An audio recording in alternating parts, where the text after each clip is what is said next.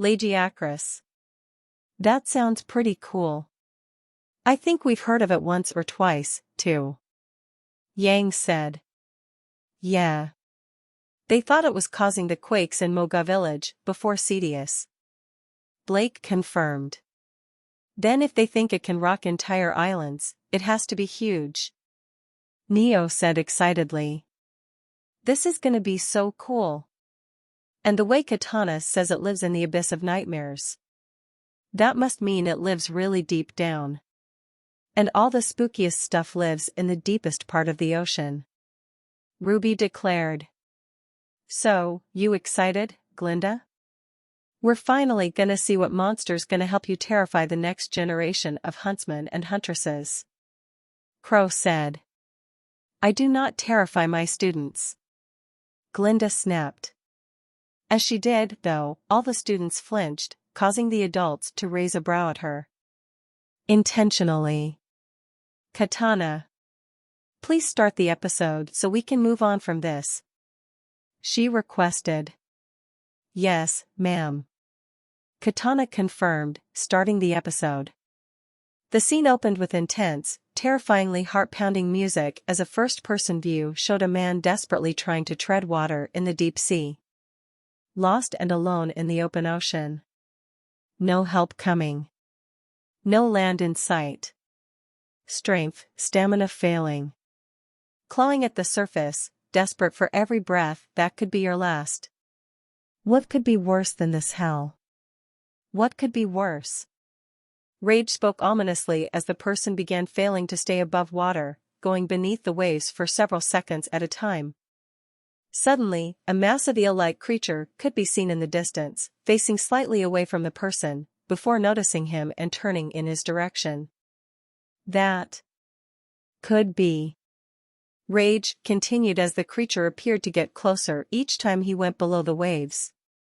Finally, it was right in front of the person, with its mouth wide open ready to take a bite, before everything went black with a squishing sound. Worse. He finished. RWBY, Velvet, Neo and most of all, Blake were terrified of that opening. I think I get why Neptune's afraid of water now. Velvet said fearfully, petting her rabbit ears. Isn't drowning enough? Why can't the monster be like a dolphin and save me? RWBY whined.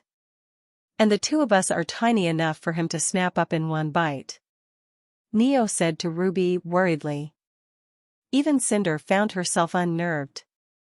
Not even my fire can save me if I'm in the middle of the ocean.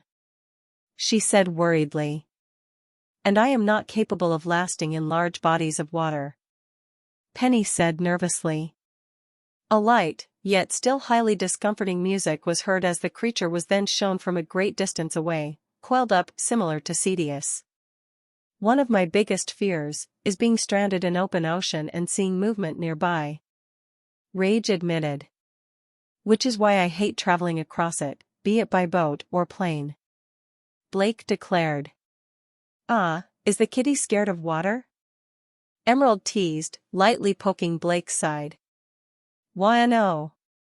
That is such a stereotype. Blake whined.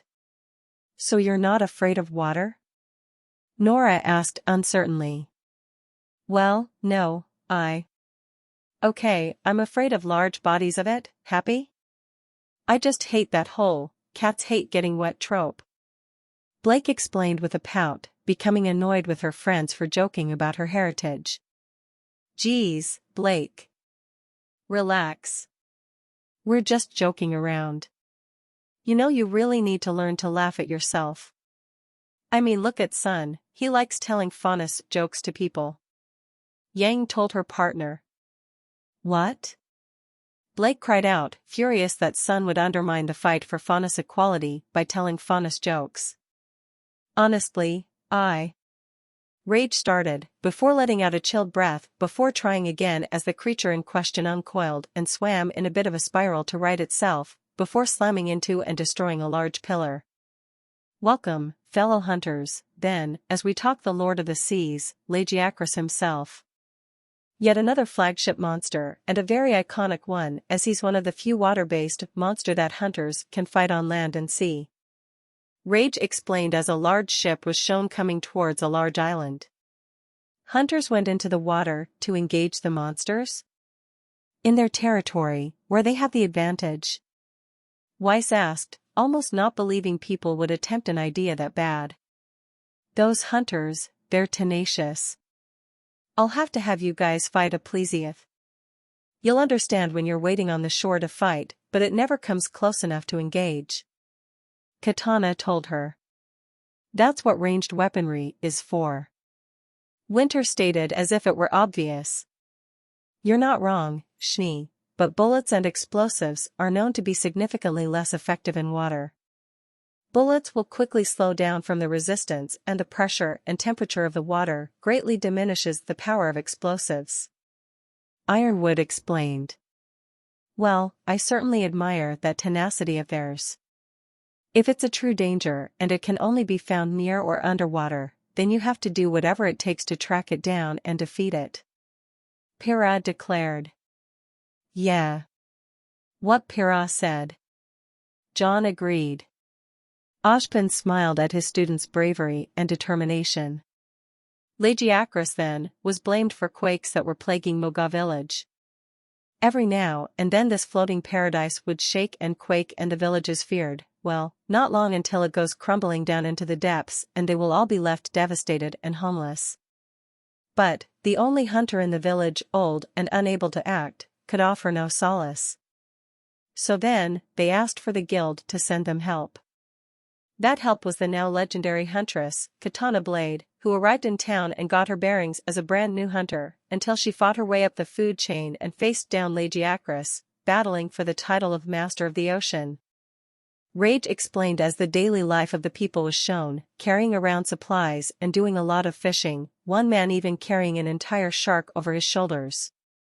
However, the island was shown shaking violently as the people struggled to gain their footing, before a boat was shown dropping off a young huntress, appearing to be in her late teens, her hair tied in a long ponytail and a massive katana on her back.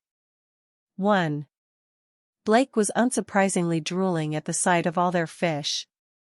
Can we visit this place, please? She asked. No. You'd cause all of them to starve. Weiss denied her teammate's request. Damn. That one guy's carrying a shark on his back.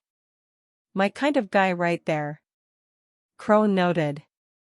That is epic. I want to do that. Young agreed. However, they were all shocked when they saw the younger version of Katana arriving. You saved their village, Katana. That was awesome. RWBY stated. Very impressive, Miss Blade. And it looks like you were only as young as Miss Adele and Miss Scarlatina. That also deserves praise. Ashpin stated. Well, the last hunter was getting on in years. They needed a hunter who'd be able to stick around for at least a decade or two. Katana said. How old are you? You look like you're barely into your 20s, but you're old enough to have kids. Nora cried out. Nora! Rend scolded. It's fine. I'm a demon, remember? I'm gonna look like I'm in my 200s for a couple thousand years. But, you must know, I recently turned 200. Which, again, in human years is basically 21. Katana explained. And your children? Winter asked. Both daughters. Both 17.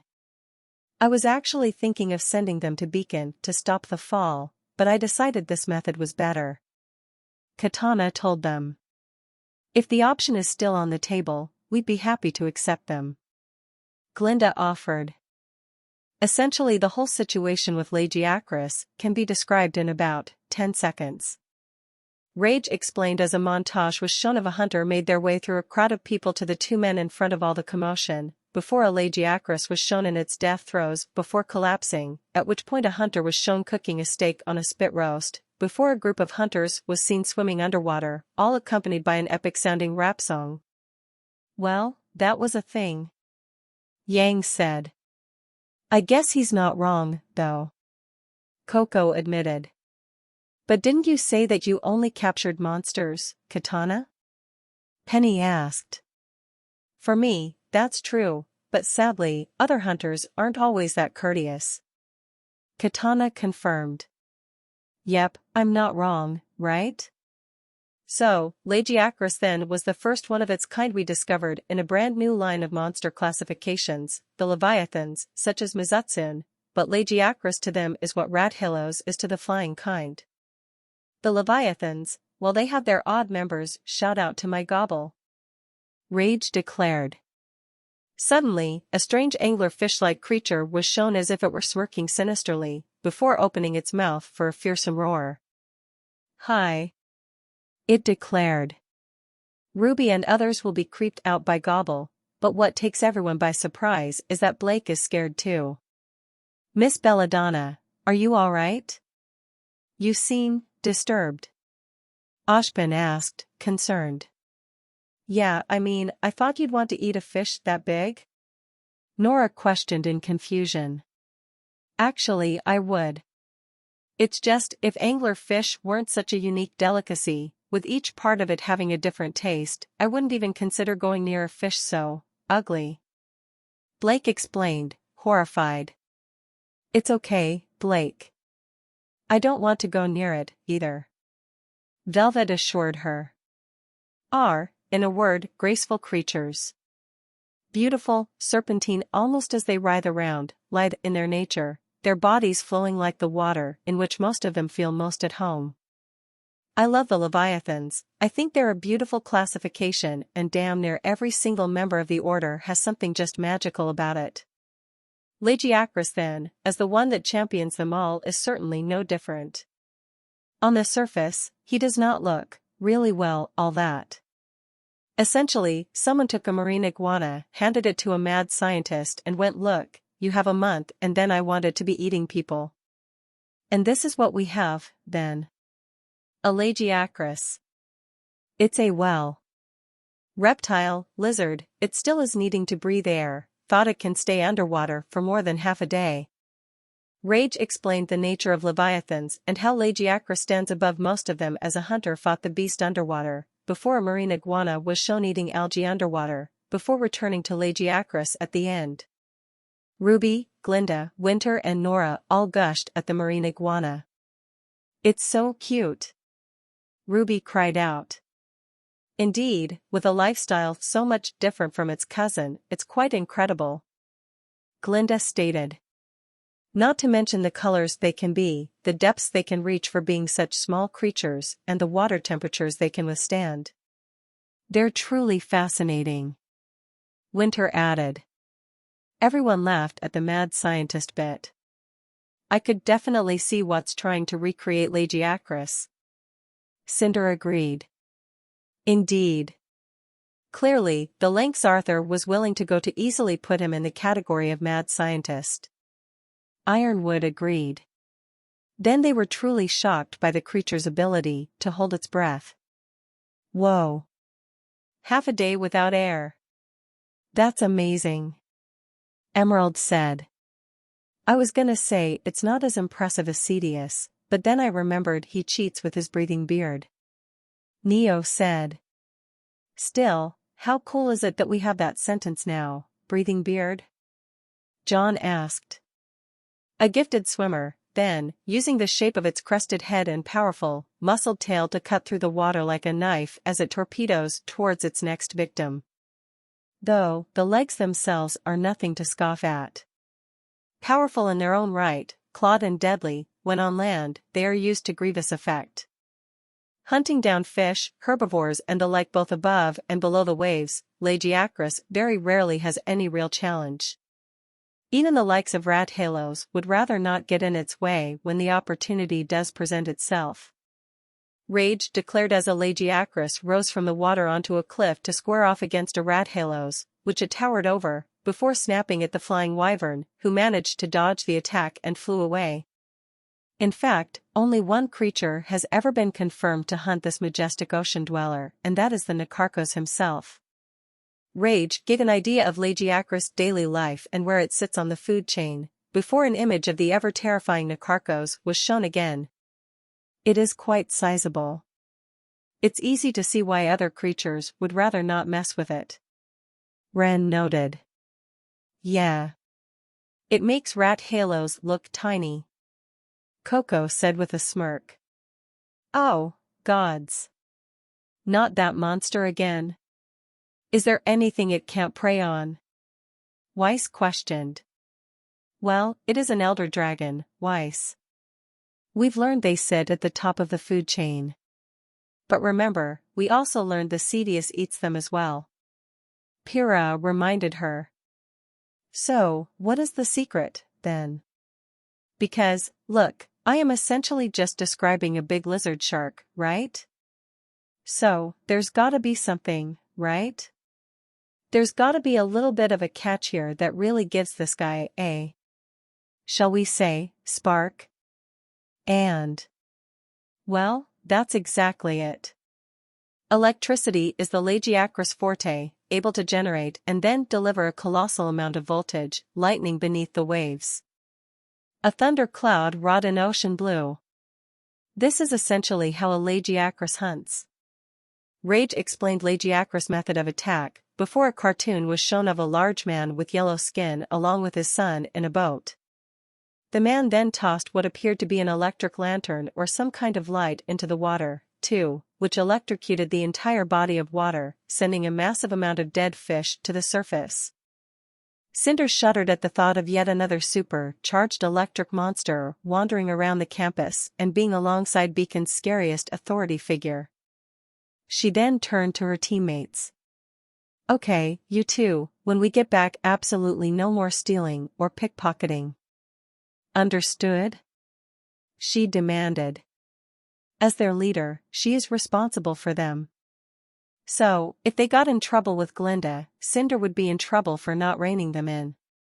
Whatever it took to keep an electric crocodile off her back.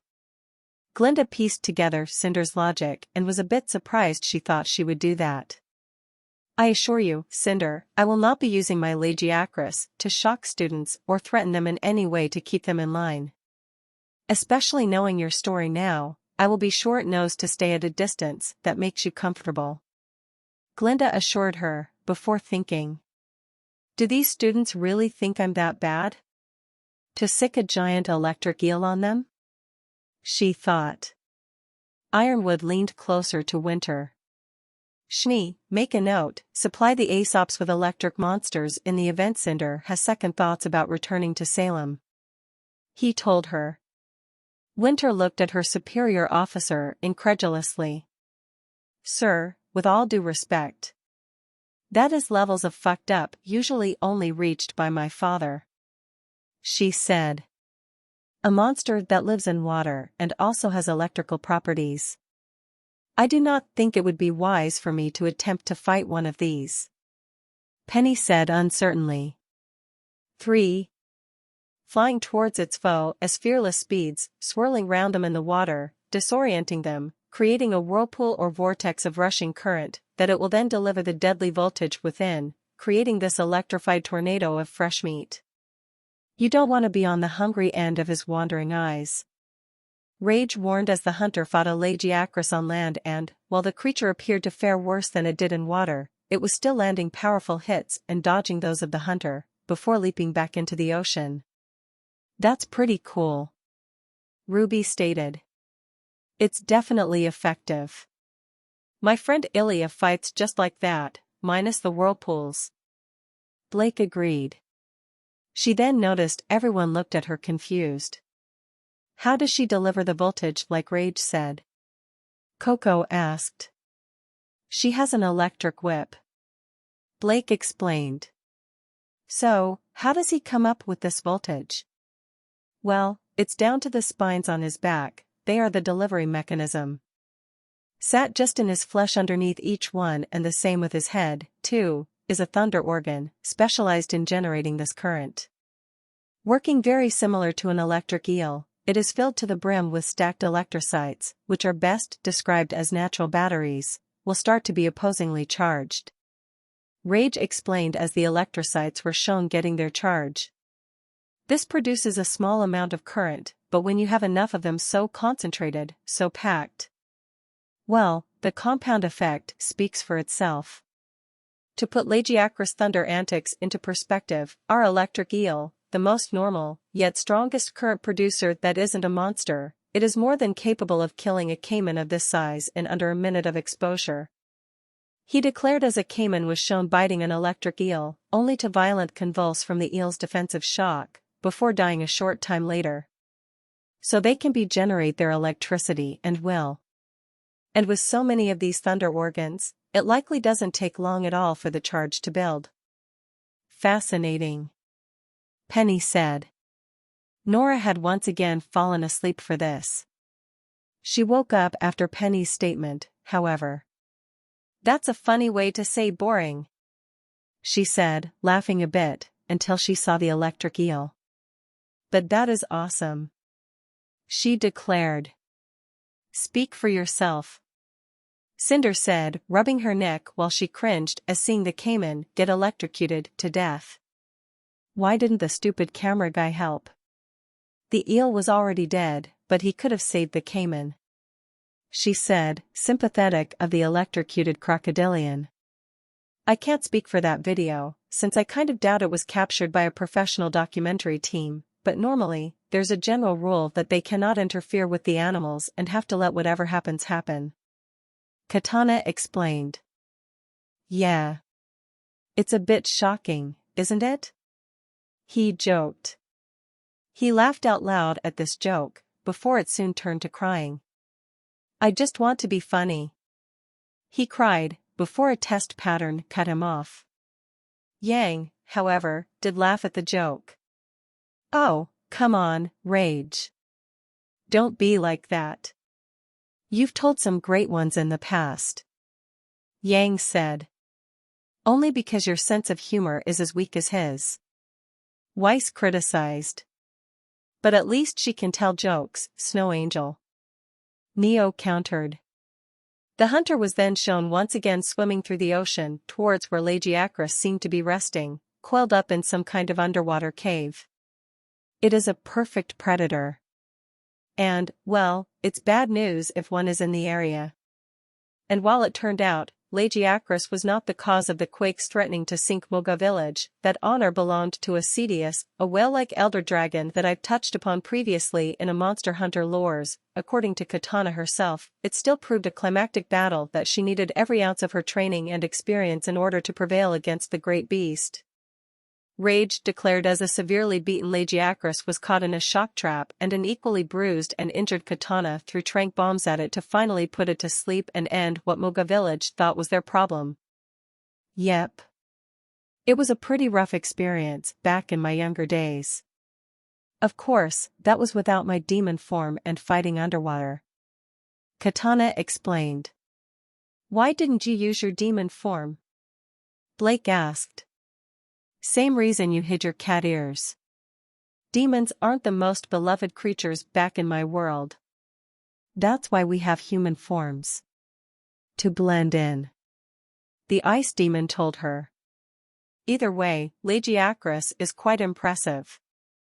Although, while it is quite large, it isn't large enough to the point one would reasonably believe it could sink an island, Glinda stated.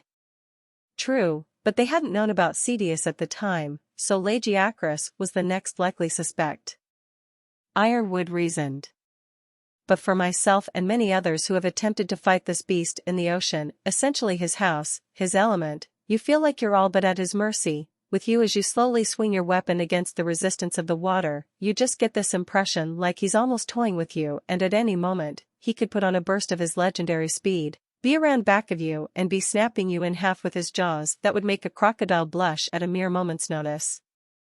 Rage explained as, much like what he said, the hunter seemed to struggle to be able to do anything to the beast as the water greatly slowed him and his weapon swings down while Lagiacrus was in its element at its top speed. Huh. That makes me wonder how my semblance would work in the water? Ruby wondered. Indeed. I might be able to move underwater as well as I can on land. Weiss agreed. Perhaps we should consider a course teaching students about underwater combat. Or at the very least, using their semblances underwater. Ashpin considered. Wouldn't that be incredibly situational, so there would be no real reason to learn it? Winter questioned. Hey, no less situational than being tied to a chair, yet Natasha still took the time to learn that. Crow pointed out. That's actually an excellent point. Penny noted. He really is a unique flavor among monsters. Talking of unique flavor, his mouth produces this quite viscous, saliva-like mucus. And what he can do, when especially mad, when especially charged up, when his crystals are sparking and arcing and glowing in this nova of electrical energy, 'cause it does take him a little while to build up to it, right? His body's gotta produce the charge. So, much like Zenogre, he has to reach that fully amped state, but what he can do is direct some of that current to his mouth, not only giving him a thunderous bite for 65 power and 95% accuracy, he can then use this current to charge a mucus saliva-like mix of a substance that he can produce in mass and then send it flinging at you in great globs of ball lightning to explode in thunderous fury at his foes.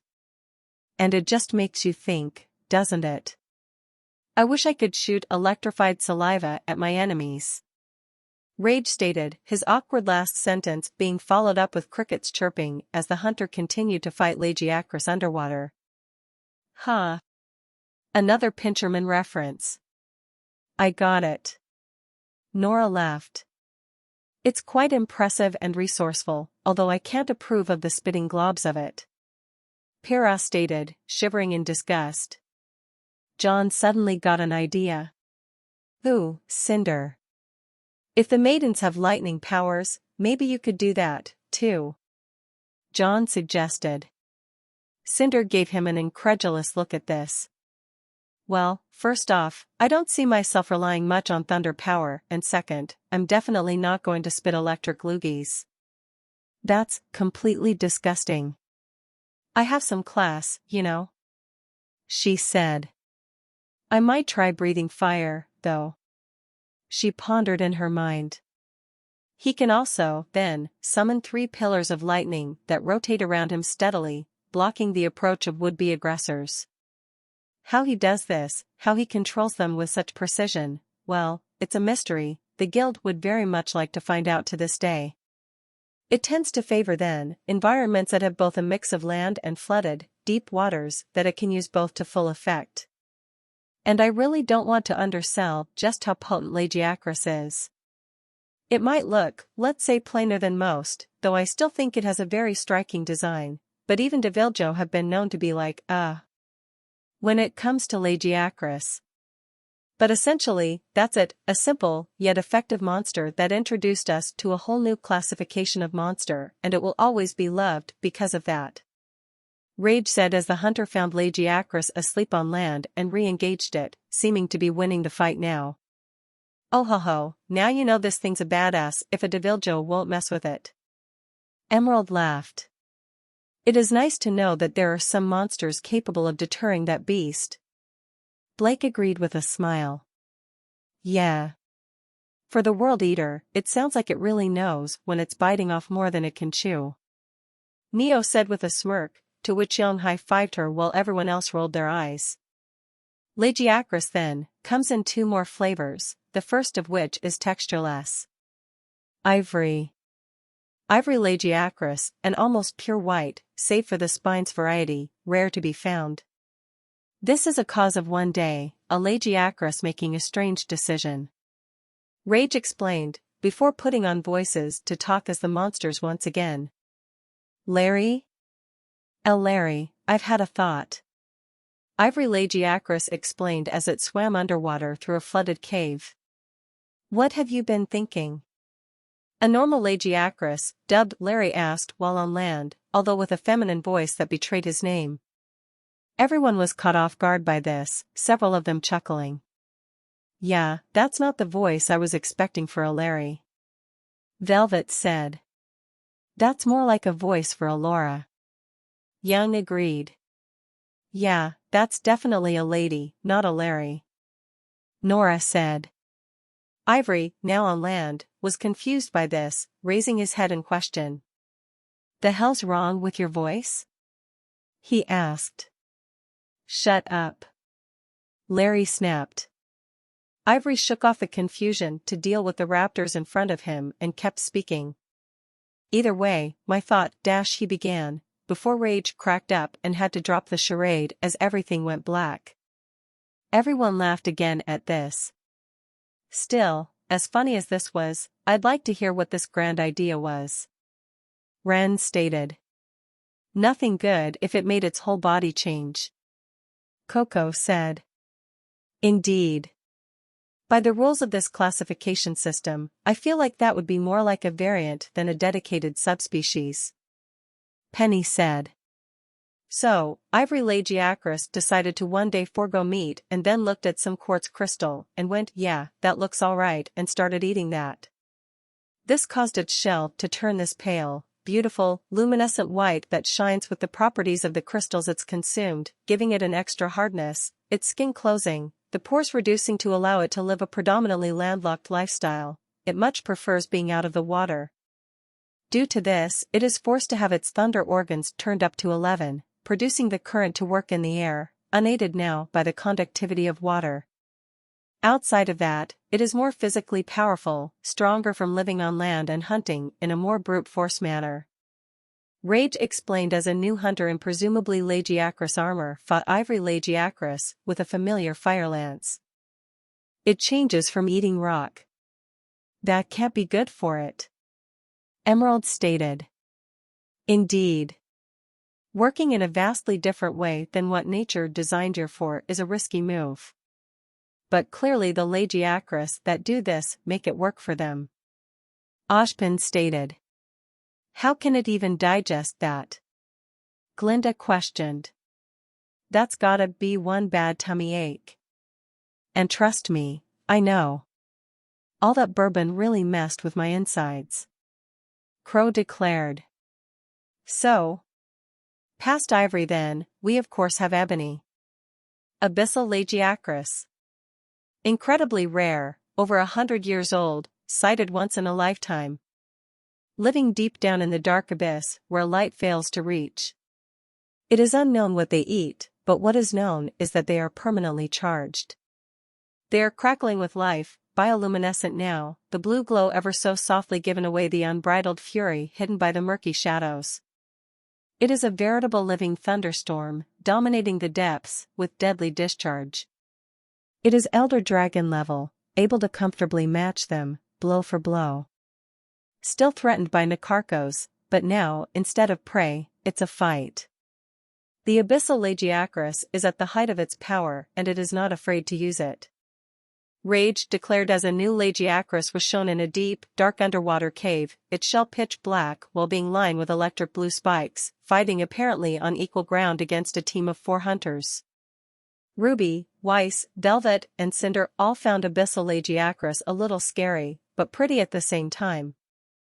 It's kinda creepy, but also cool," Ruby admitted. "It's almost like a Grimm, but I like the pretty glowing lights," Velvet agreed. "And look how far past itself its electricity was able to reach. Considering its own size, that's an unreal amount of electricity. It might even challenge what we've seen Thor capable of doing," Weiss noted. "And, like you said, Weiss, it is massive. It could probably hold its own against Goliath and Megalius. Even 4 hunters barely even seem to be facing it. So surely, it could hold off countless Grimm and keep its master safe."